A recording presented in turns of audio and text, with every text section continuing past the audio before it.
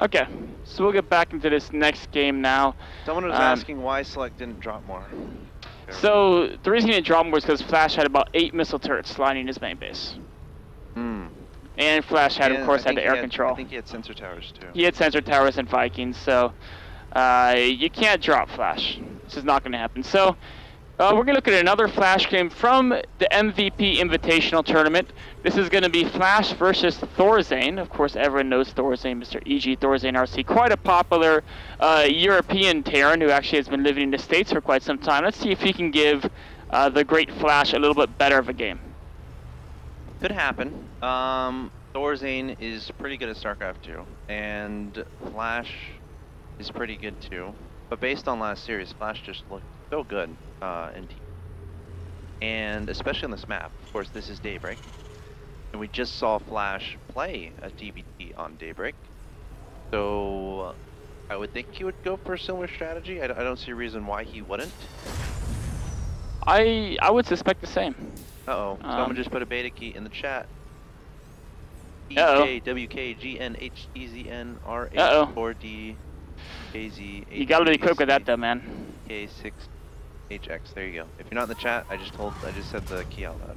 If you want a key, go to the chat.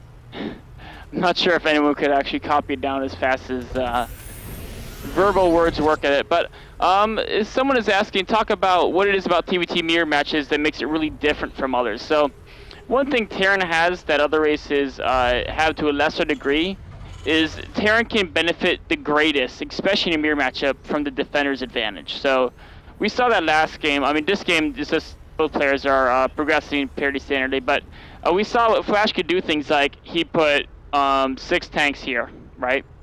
And then he put 6 tanks here, and then the rest of his army could all push along one side while defending 2 other points.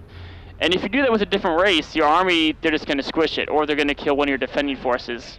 We saw Select try that last game several times across the top, but it just doesn't work because the siege tanks are so good at defending a certain angle. So having that ability to hold ground with a small force just makes TBT such a positional game.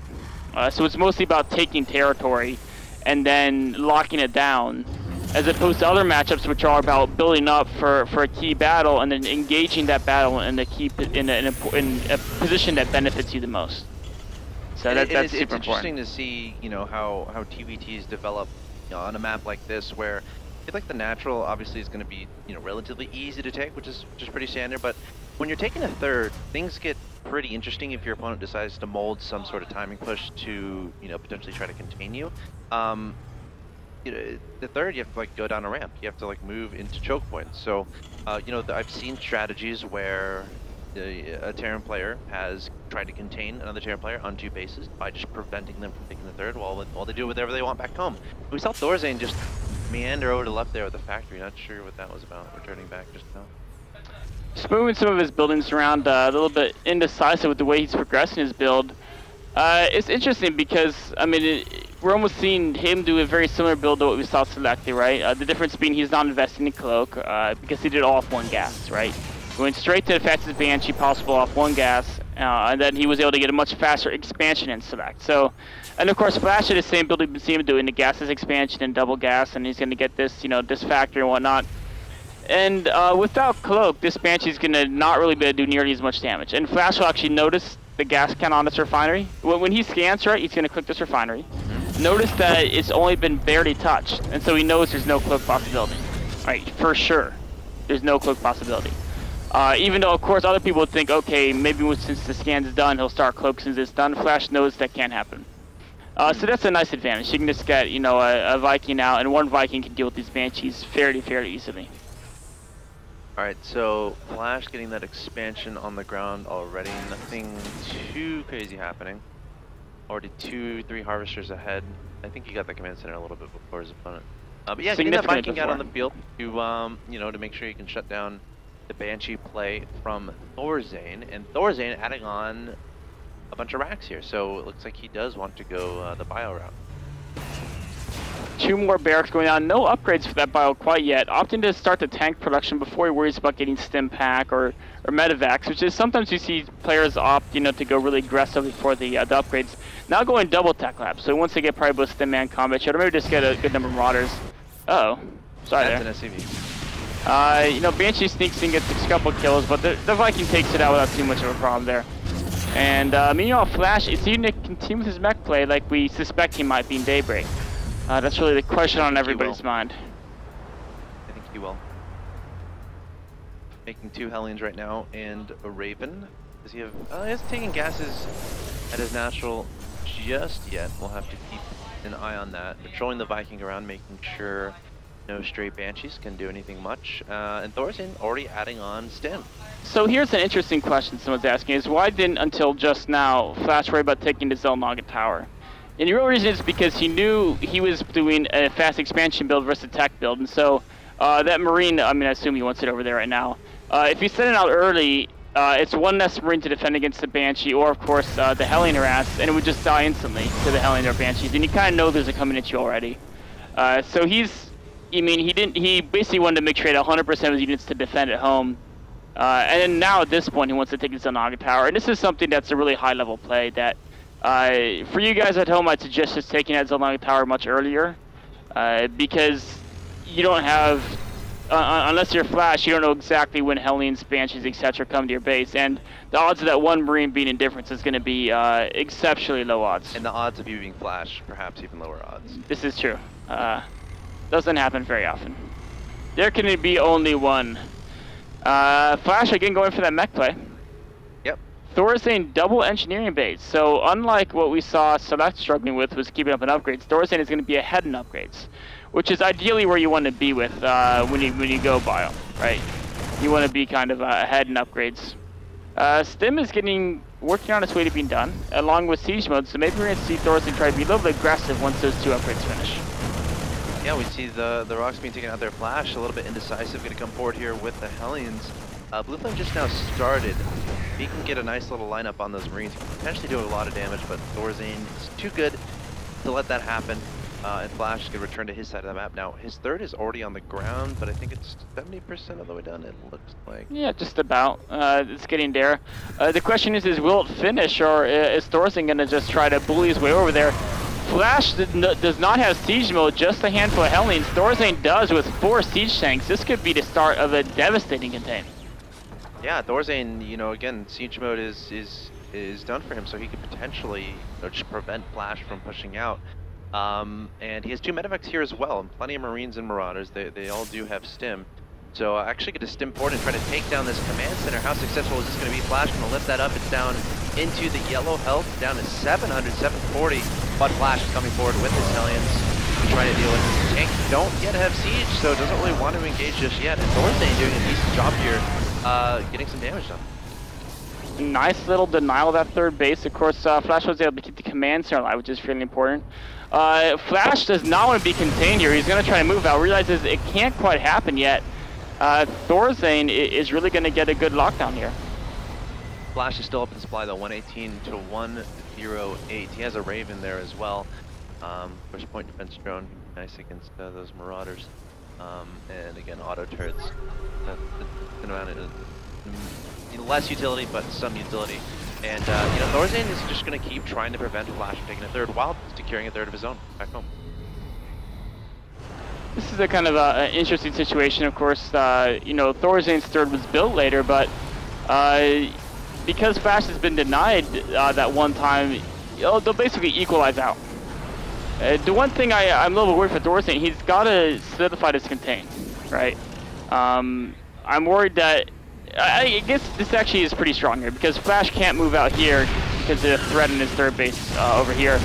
Utilizing his Banshee to break this contain, a really, really powerful way to break the contain is, of course, use that Banshee in combination with your own tank line, because if your opponent runs their Marines and they kill the Banshee and they get blown up by tanks that we just saw. So it's very, very hard for Thorzain to maintain his contain in the face of that.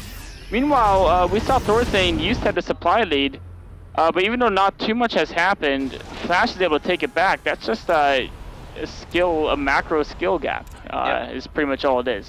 Flash is just pretty much the god of macro. You can't match this guy in unit production at all. Flash is making 2 tanks at a time here. He's already up to 8. It looks like, yeah, he's going up to 10 fairly soon. We have a drop at 10 in the main base of Flash from Thorzain, going straight for that middle line. Medevac to be taken out immediately, and this drop isn't going to do too much. I think didn't he have 2 medevacs when that started? I thought he loaded up 2 medevacs there. I think he lost 1 medevac from the turrets. It's possible. Sure. I think it was only 1. I think he came in from this direction. Right now. I mean, he did lose a couple units up here as well. Yeah. And he lost the early Banshee. Another medevac might get ran down here. Flash trying to make a move around this contain on the top side. Is he going to engage or is he going to try to circumnavigate it? Oh, this is such a good move from Flash right here, because what's happening is now Thorzain is losing his ability to reinforce this contain, and he's also losing his ability to, I guess he can still retreat through this way. But he's basically, and he can go through the middle, but he can't go through the top anymore. Yeah. I thought the rock still in the middle still might have been in place, so that would have really shut him off, but it's still another angle Thorzain has to watch out for. So, similar to us. Wow, medevacs, where are you going? At least there's nothing in him, just a poor rally there. It's just like similar to last game where Flash like slowly meticulously takes more and more of the map. Of course, that last game he started at the halfway point and crawled over to take over most of the map. Now he knows Thorzain started with the contain, but Flash is starting to like crawl around it and kind of absorb it into his army. Especially if he can get a few of these tanks up on this high ground point over here, that'd look really cool. Thorzain dropping a mule to take the first tank fall. He's been running in, but point defense run from Flash. Those Marauder shots are not really able to get through to the tanks.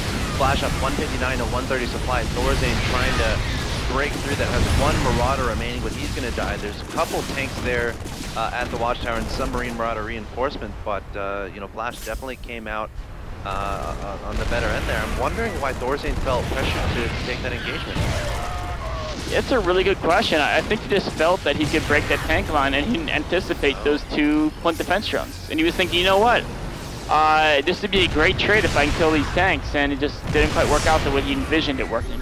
Yeah, point defense drone just absolutely shuts down the Marauders, and now it's Flash's turn. He's like, you know what? I'm going to show you how to break a contained Mr. Thorzain. And Thorzain's going to have to retreat back to his 4th base, but does he have enough to hold Flash's army? Flash can try to siege up as fast as possible.